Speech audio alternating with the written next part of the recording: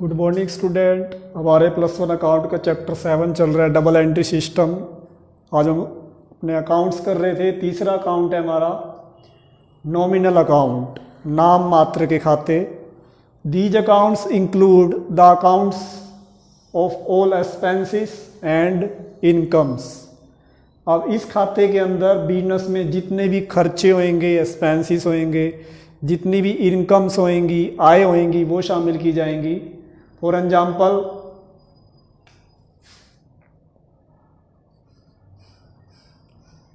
Salary paid, rent paid, discount allowed. हमने किसी को सैलरी दी, किराया दिया, डिस्काउंट दी, तो ये तो हो गए एक्सपेंसेस।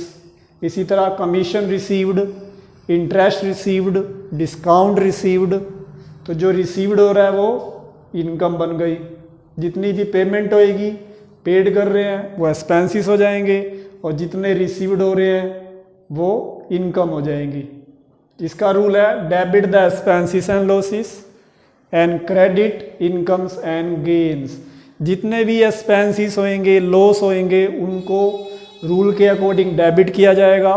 जितने भी गेन्स होंगे, इनकम्स होंगी, उसको रूल के अकॉर्डिंग क्रेडिट किया जाएगा। जैसे फॉर एग्जाम्पल, सैलरी पेड ₹50,000, आपने 50,000 की सैलरी पे करी है, वेतन दिया है, तो सैलरी पेड करना आपका एक्सपेंसेस है।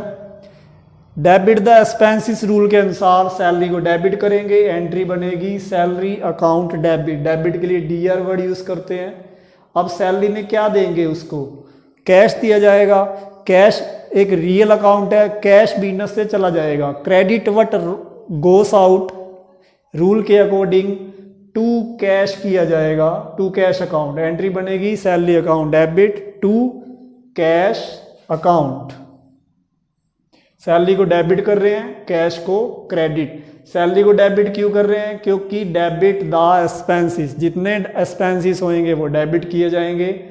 टू कैश क्यों किया जा रहा है? क्रेडिट कैश क्यों किया जा रहा है? क्योंकि credit what goes out rule के अनुसार जो चीज़ बिजनेस से जा रही है उसे क्रेडिट करेंगे। दूसरा एग्जाम्पल है कमीशन रिसीव्ड 1,000। अब आपको 1,000 की कमीशन मिल रही है, तो ये क्या हो गई? इनकम हो गई। इनकम को हमेशा क्रेडिट किया जाता है, तो ये आ जाएगा टू कमीशन। और कमीशन रिसीव्ड में 1,000 रुपये को आपको कैश रिसीव्ड होएगा, इसलिए cash account debit to commission account. Cash को डेबिट क्यों किया? क्योंकि कैश एक रियल अकाउंट है, और रियल अकाउंट में डेबिट उसको करते हैं जो चीज़ बिजनेस में आती है। डेबिट व्हाट कम्स इन, जो चीज़ बिजनेस में आएगी उसे डेबिट किया जाएगा। क्योंकि कमीशन रिसीव्ड करेंगे, कैश आएगा, इसलिए कैश को डेबिट कर दिया। किसके कारण कैश आ रहा है? कमीशन के कारण। कमीशन क्या है हमारी? इनकम, इसलिए टू कमीशन अकाउंट। क्रेडिट किसको करेंगे? कमीशन को, क्योंकि रूल है क्रेडिट उसको किया जाएगा जो इनकम है। Credit the income. तो ये था आपका नॉमिनल अकाउंट। आपके तीनों अकाउंट्स हो गए, personal account, real account, nominal account. Personal account क्या रूल था? Debit the receiver and giver. Real account का रूल था debit what comes in and credit what goes out.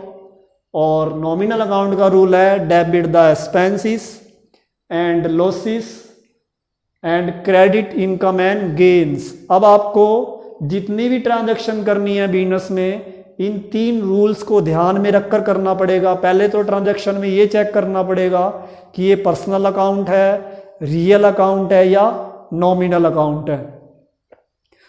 फिर personal, real, nominal account search करने के बाद, identify करने के बाद हम रूल अप्लाई करेंगे तीनों, पर्सनल अकाउंट, रियल या नॉमिनल।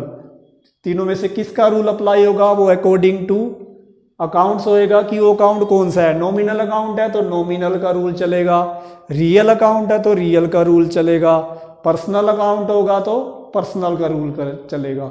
अब इन तीनों रूल्स से रिलेटेड एक चैप्टर आगे आएंगे, जितने भी आएंगे, जर्नल, कैश बुक, बहुत सारे चैप्टर आएंगे, तो आपको ये और ज़्यादा क्लियर हो जाएंगे।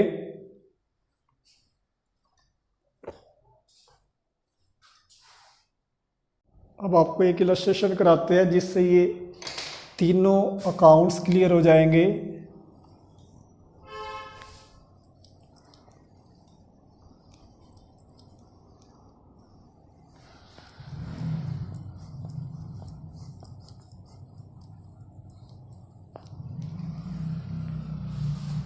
Classify the flowing accounts into personal, real, nominal.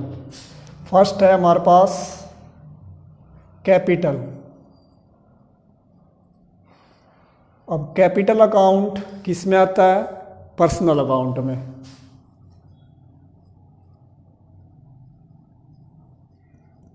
ये पर्सनल अकाउंट हो गया। सेकंड दिया हुआ है इसमें ड्राइंग। ड्राइंग भी प्रोप्राइटर करता है, एक व्यक्ति करता है, तो ये भी पर्सनल अकाउंट में जाएगा।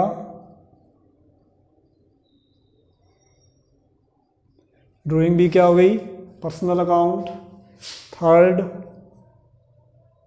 Cash paid. फोर्थ दिया हुआ है cash received.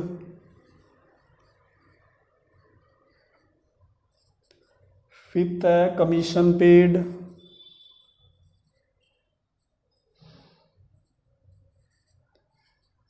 Six commission received.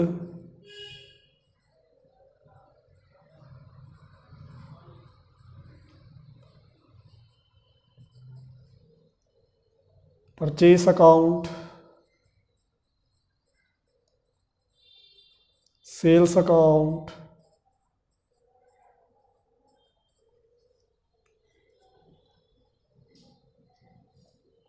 Cash account. Sale के बाद है फर्नीचर,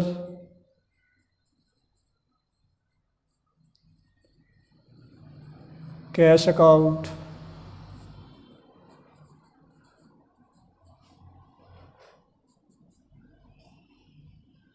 बैंक अकाउंट,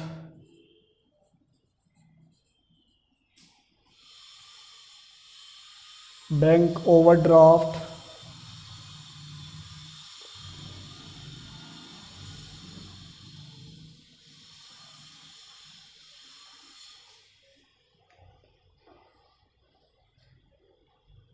डेटर्स,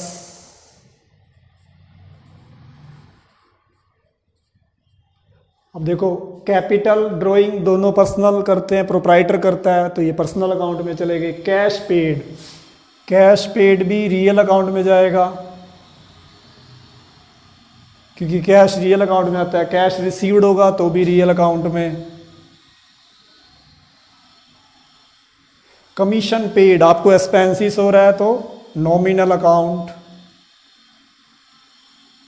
जितने एक्सपेंसिस हैं सारे नॉमिनल में जाते हैं। कमीशन रिसीव्ड इनकम हो गई तो नॉमिनल अकाउंट।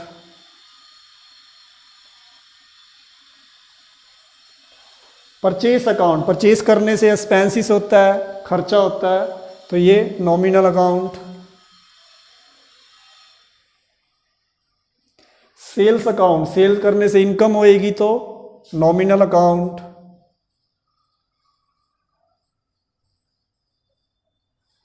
फर्नीचर, फर्नीचर हमारी एसेट्स है, प्रॉपर्टी है, तो ये रियल अकाउंट में जाएगा। Cash account, cash debit comes in, credit goes out, तो ये भी प्रॉपर्टी है बिजनेस की, रियल अकाउंट।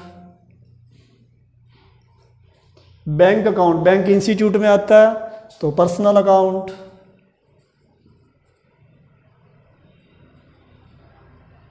बैंक ओवरड्राफ्ट भी बैंक से रिलेटेड है, इंस्टीट्यूट से रिलेटेड, तो ये भी पर्सनल अकाउंट।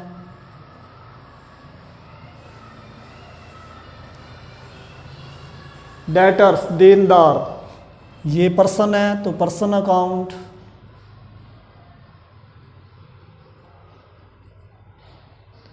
इसके बाद और भी दे रखे हैं हमारे पास।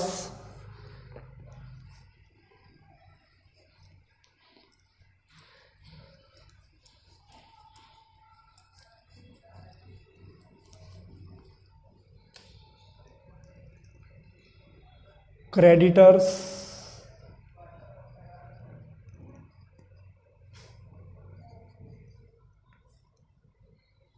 ट्रैवलिंग एक्सपेंसेस,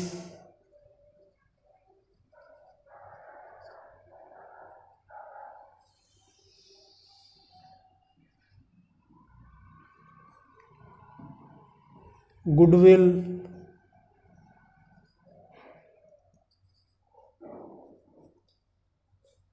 पेटेंट्स,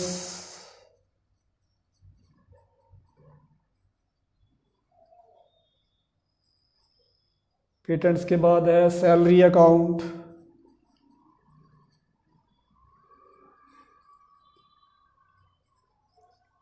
इसके बाद है salary outstanding account,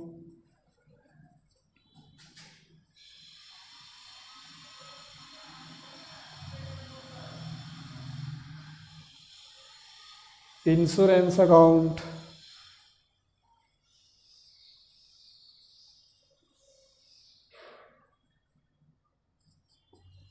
insurance prepaid account,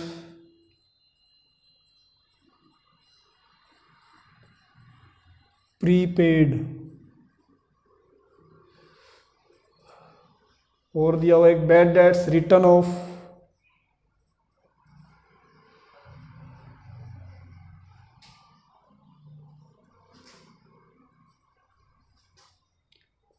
और लास्ट दिया हुआ है बैड डेट्स रिकवर्ड अकाउंट।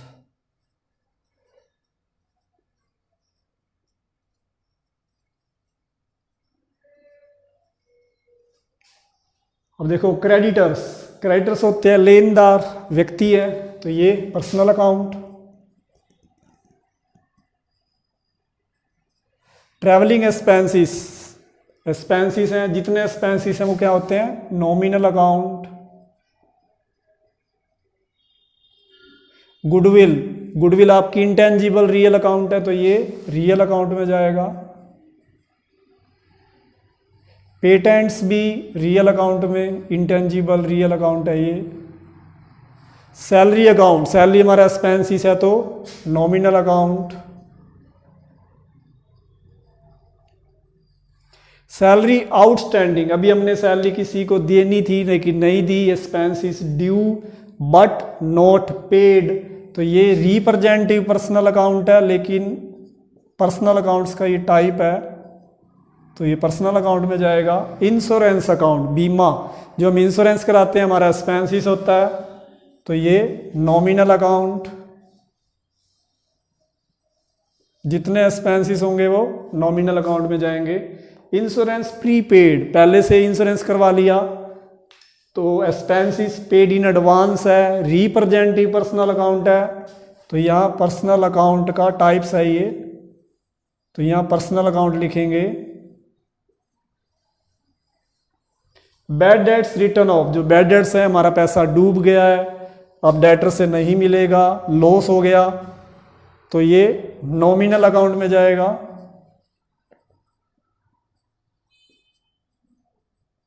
क्योंकि जितने एक्सपेंसेस हैं लॉस हैं वो नॉमिनल में जाते हैं। बैड डेट्स रिकवर्ड अकाउंट, आपका बैड डेट्स पिछले साल हुआ था, वो पैसा अगर इस साल रिकवर्ड हो जाए, मिल जाए, तो इनकम हो जाएगी। इनकम क्या होती है, नॉमिनल अकाउंट। तो ये एक इलस्ट्रेशन था जिसमें ये क्लियर हो गया कि कौन सी आइटम पर्सनल है, कौन सी रियल अकाउंट है, कौन सी नॉमिनल अकाउंट है। अब इसकी प्रैक्टिस कर लेना।